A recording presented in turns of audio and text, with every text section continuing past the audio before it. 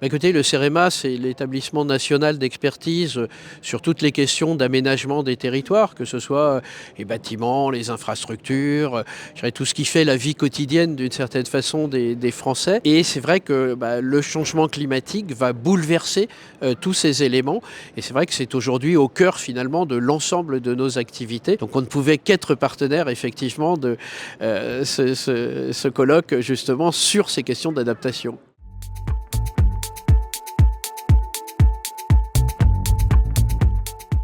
On travaille beaucoup sur le mode opérationnel et preuve par l'exemple, c'est-à-dire que quand on veut traiter un sujet, on travaille avec une trentaine de collectivités, on a 1000 collectivités adhérentes, donc ça permet d'avancer pour essayer de mettre au point des solutions. En ce moment, par exemple, on a un appel à partenaires, on appelle ça comme ça, sur plus 4 degrés, mon territoire avec plus 4 degrés, qu'est-ce que ça donne, comment il faut s'adapter. On prend une trentaine de territoires et puis avec les techniciens, avec les élus, avec les habitants, on travaille, on met les mains dans le cambouis pour arriver à trouver des solutions, finalement définir la feuille de route du territoire pour les 30 prochaines années.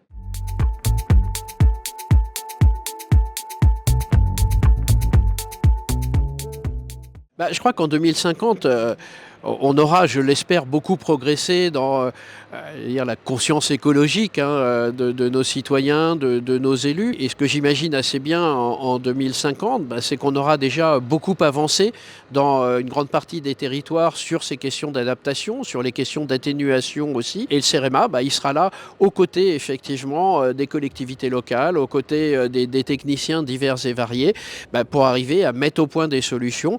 Si vous voulez, le changement climatique, les questions d'adaptation, c'est des questions au long cours. On sait très bien qu'on ne va pas tout changer en 6 mois. Ça, c'est impossible.